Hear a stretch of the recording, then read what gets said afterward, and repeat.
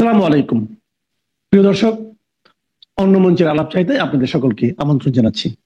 8ই August 2024 নোবেলজয়ী doctor Mohammad Yunus যে ক্ষমতায় বসলেন, কে তাকে বসালো?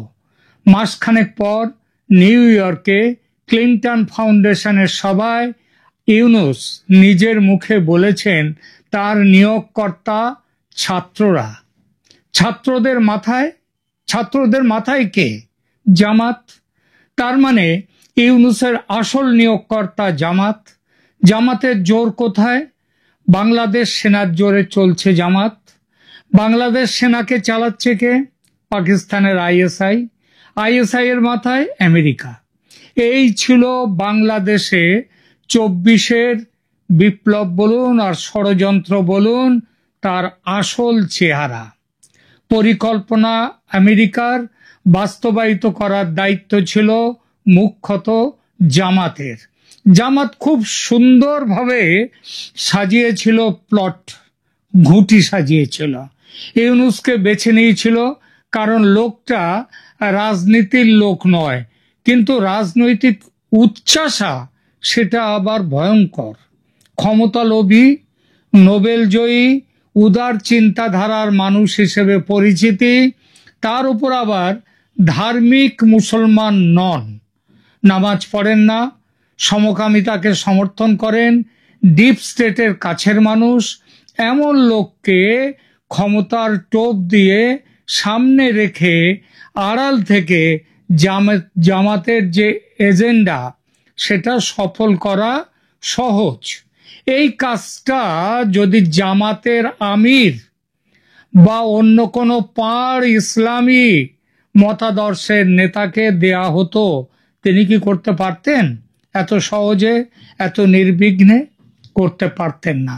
সেজন্যই বিপরীত বিচারধারার মানুষ হিসেবে পরিচিত হলেও মোহাম্মদ ইউনূসকে বেছে নিয়েছিল জামাত। জামাত এটাও বুঝেছিল আধুনিক, উদারবাদী, গরিবের মাসিহা এই চেহারার আড়ালে এই মানুষটা গরিবের রক্ত চুষে খাওয়ার ব্যাপারটা জানে ভালো। অর্থাৎ খুব ভালো একটা মুখোশ এই লোকটার আছে, একে দিয়ে কাজ হবে। আর এই বেছে নেওয়াটা যে কত সঠিক ছিল, গত 1 বছরের বাংলাদেশ সেটা হাড়ে হাড়ে টের পেয়েছে। ভাবুন তো, জামাতের আমির শফিকুর রহমান তিনি যদি আজ প্রধান উপদেষ্টার চেয়ারে থাকতেন, আর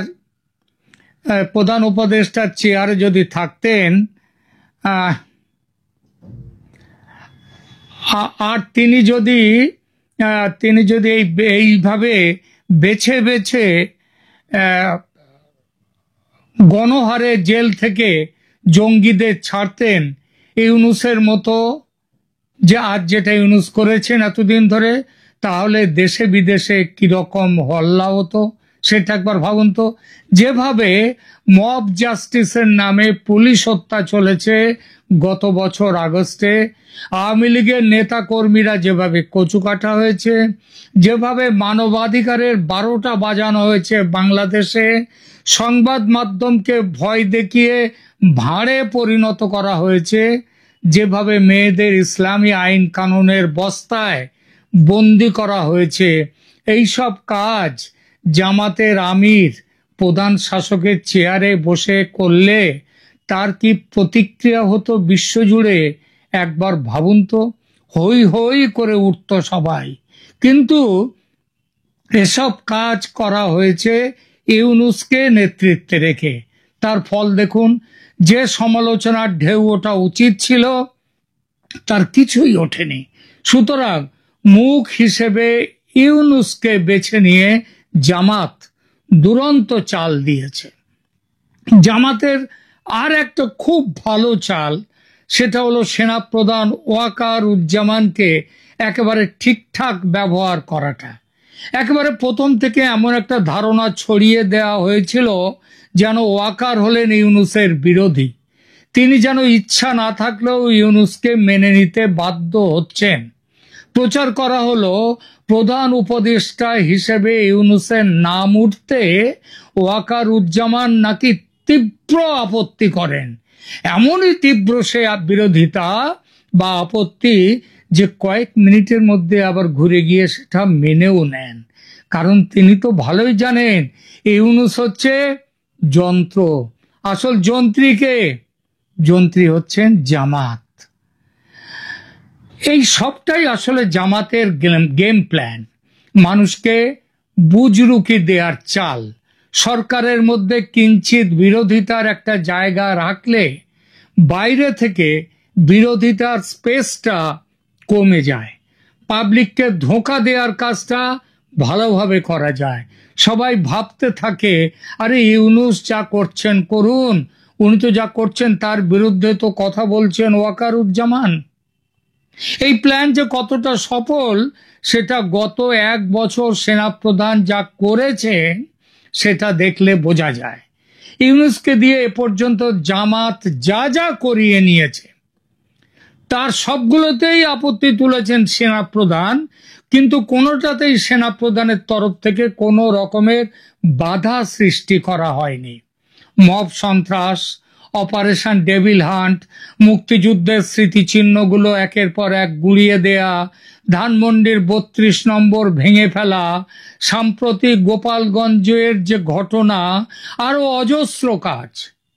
সব কাজে কম বেশি বিরোধিতা মৌখিকভাবে করেছেন সেনাপ্রধান, কিন্তু সব কাজেই প্রত্যক্ষ বা পরোক্ষভাবে মদদ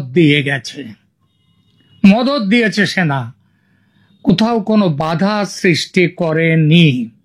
সরকারের অপশাসনের ফলে যখন মানুষের মধ্যে ক্ষোভের সঞ্চার হচ্ছে, সরকার বিরোধী মানসিকতা তীব্র হচ্ছে, তখন সেনাপ্রধানকে দিয়ে যাত্রা দলের বিবেকের মতো কিছু গান গাইয়ে নেওয়া হয়েছে। তিনি গান গেয়েছেন, সরকারের সমালোচনা করেছেন, জ্ঞানের কথা বলেছেন, কাজের কাজ শূন্য। এই সব কিছুই প্ল্যান মাফিক। গাছেরও খাওয়া হলো, তলারও কুড়োনো হলো, সরকারি এজেন্ডা পুরো হলো, আবার বিরোধিতার স্পেসটাও নিজেদের কাছে রাখা গেল। ওয়াকারুজ্জামানের এই ভূমিকা মানুষ ধরতে পারেনি অনেক দিন। ভেবেছে ওয়াকার সাধারণ মানুষের বন্ধু, তাদের সঙ্গে আছে, এবং ইউনূস সরকারের অপশাসন থেকে বাংলাদেশকে বাঁচাবার একমাত্র মানুষ হচ্ছেন ওয়াকারুজ্জামান। তাকে মুক্তির দূত ভাবছিল মানুষ। এই প্রসঙ্গে ওয়াকারুজ্জামানকে আওয়ামী লীগ ও ভারত ঘনিষ্ঠ হিসেবে তুলে ধরেছিল কিন্তু জামাত।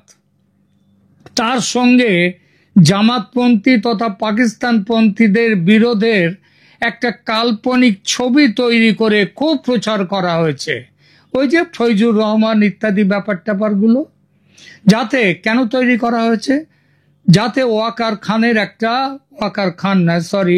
ওয়াকারুজ্জামানের একটা লার্জার দ্যান লাইফ ভাবমূর্তি তৈরি করা যায়।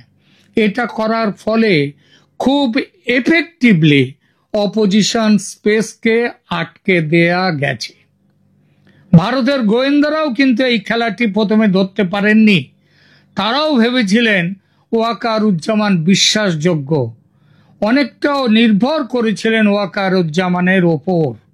সেই নির্ভরতা যে অপাত্রে গেছে, ওয়াকারুজ্জামান যে জামাতের গেম প্ল্যানের বড় অংশ, হিস্সা, সেটা বেরিয়ে পড়ল গোপালগঞ্জে সেনার গুলি চালনা ও তার ফলে যে বিপুল হতাহত হয়েছে সেই ঘটনায়।